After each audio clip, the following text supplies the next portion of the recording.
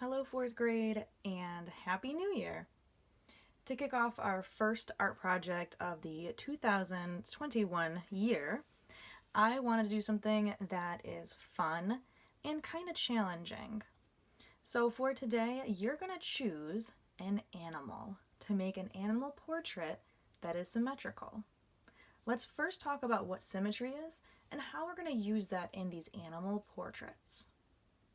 Symmetry is when you have one picture, for this example, a face, and if you fold it in half or divide it and you only see one half of it, it looks the same on one side as it does on the other. This works for a lot of different things. A lot of faces, even animal faces, are symmetrical. A lot of geometric shapes are also symmetrical. Here are some examples. These shapes are symmetrical. If I cut it in half, I have the same thing on the other side. Symmetry is really important in art. We use it to make sure things are even, and we make it so that our faces look realistic or proportional. And so we're going to do our best to use symmetry today in these portraits. So in front of me, I have kind of a silly shark over here, and I have my tiger.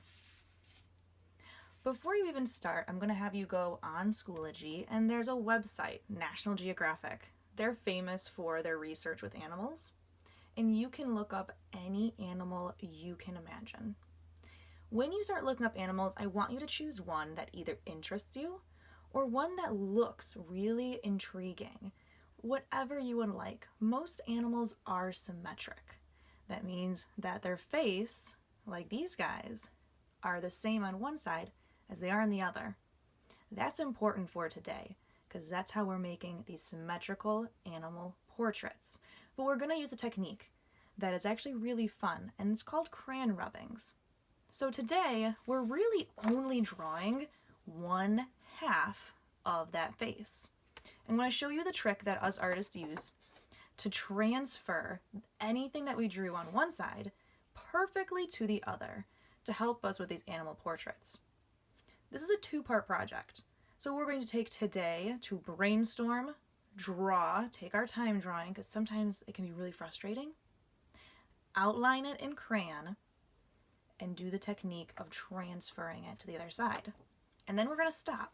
And we'll talk about coloring and what we're going to do with this portrait the next time I see you. So I'm only showing you these steps so you know where to stop. I'm not going to show you the finished product because, well, we get to look forward to it and it's going to be wonderful, but we got to get there first. So supplies today, fourth grade, you need a piece of paper. You need a dark crayon. Now, I use a black crayon because it helps me when I transfer, where you need a really dark, solid color so we can see it when it shows up. If you use a light color like pink, it's going to be way harder to see. I suggest black. If you don't have black, use just the darkest color you have in your crayon box. It might be brown. You're going to need a pencil with an eraser because it's hard drawing portraits. That's why we're going to take a lot of today to really focus on these portraits. And last, you're going to need something with a smooth surface. This is going to be what helps us transfer our crayon. I have a pair of scissors because I'm going to transfer it. I'm going to rub using the side of my scissors like this. Friends at home, you can use a spoon or a knife or even the bottom of like a small dish. This is one of my painting cups, that's why it's kind of gross. But I could use this to rub and to transfer that crayon. Without further ado, let me show you an example. So I'm going to leave these guys up here so you can kind of see it off to the corner, my tiger guy. I'm going to put my paper down here. The magic of having computers is you can have your computer open and you can see and reference your animal picture. Because I am on my computer right now, I printed out a picture of my cat. This is my lovely cat. She's black, so you can't see many details. Like her nose and her whiskers and her mouth kind of just fade. But that's okay, because I really just need the shape of her head for now. So for my reference picture, I'm going to put it off to the side. And my first step is I need to fold this. My suggestion to you is please fold over. This is also called the hamburger fold. Don't fold it this way, that long hot dog fold, because the face really won't transfer well. We are going hamburger or side to side. So I hold one side and I press down the crease on the other. Very, very important. Make sure that fold is really smooth. You crease it really nicely. Now my paper should look like this, where I have two sides and it's divided in half by that fold. I'm going to open it up nice and big, and just like on this paper, I'm going to only focus on one side. I'm not going to think of my animal portrait as a full face. I'm only going to think of half the face. Like how this example, I only drew this half. And then I use that technique of transferring to fold it over and get the other half. So please, please, I know it's hard to remember because when we draw a portrait, we usually draw the whole face. We're only drawing half of it. So let me put the tiger guy back in the corner and I see my whole piece of paper, but I'm only going to draw on this half. Again, I'm only drawing on this half. For you guys, please, please draw with pencil first. It's going to be just so much nicer to be able to erase than if you go directly in with the crayon or marker. So if you can't see it at first very well, it's because I am also using pencil for this, but if I use crayon, I would definitely mess up. So if I look closely at my cat, she's got two really pointy ears and she's got these kind of big cheeks. So when I cover up half of my cat's face like that, I get a new shape. I still have one of those ears and that round half circle. So I'm going to start there. I'm going to put my picture off to the side and I'm going to first draw that half circle just as a place to start. I know that my cat's head is not the perfect circle, but I'm going to start there. So I just create kind of an outline of a semicircle or a half circle. And I know she's got these really pointy ears. So I draw a nice triangle and her little forehead, and it stops right here. I'm not going to cross this line. I'm only doing half of my face, or my cat's face. I know she's got kind of a big cheek and it goes down here. So what I'm doing is just creating that outline. I know my cat has those big yellow eyes, and cat eyes, I make an eyelid and that half circle underneath. I also know she's got that cute tiny nose. We only have one nose. So I make it right in the middle, and I'm not going to make the whole nose, I'll make half of it.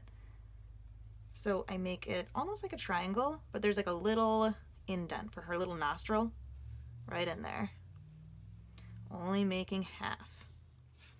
She's got big whiskers and that little tongue that sticks out. Her little cheek. And in this one, she's got those cat eyes, so a little sliver for the pupil. Now, I only did a really loose outline with my pencil on here. I'm not going to go into crazy detail. I'm not going to color it. I just want the drawing of it. You guys take your time on this step. It's one of the most important steps because this is really what we're drawing. And I'm going to show you right now how we transfer it. It's like a magic process. So when you're happy and satisfied with your half animal portrait, it's time to make it whole. I have my black crayon, which accidentally I snapped in half. Luckily, broken crayons still color, so I'm just going to use the half of it. I'm going to hold the other side down, and all I'm doing is tracing over my pencil lines, and I'm pressing pretty hard with my black crayon. I want you guys to focus on outlining your pencil lines with your black crayon at least 4 times. So I'm going to hit fast forward and I'm going to outline this 4 times. Make sure you do that or this process won't work.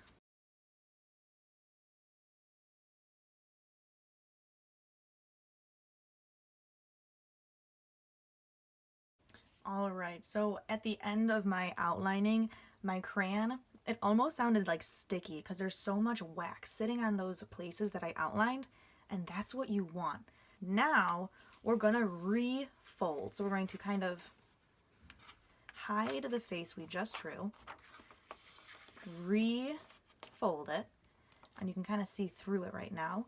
We're going to put it down, and now grab either the side of the scissors, like what I'm using, the lid, a spoon, anything that will transfer. You're going to use that and gently but firmly press down and rub, rub, rub your paper. What you're doing is mushing the crayon line onto the blank side of our folded paper, transferring your animal portrait. So I can kind of see through my paper, so I can see the eye and I see the side of my face, and I'm making sure I'm really pressing down on those places so it transfers to the other side, and when I open it up, I'm gonna see the other side of my face. I want you to spend time and at least go over it 3 or 4 times.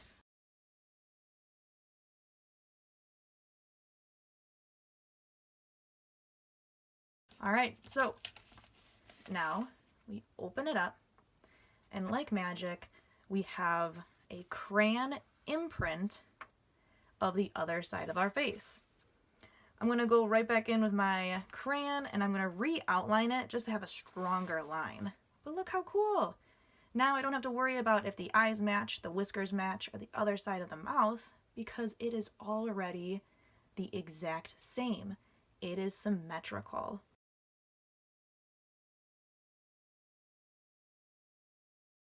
You are ready for our next art class, where we add color to these symmetrical animal portraits. So here are my examples. Please be creative. Think of an animal that maybe you haven't drawn before, or one that interests you. I can't wait to see your part 1 of this project, and next time, I can't wait for you to see what we do with these guys. So happy creating, and don't forget to post on the discussion board a picture of your animal portrait.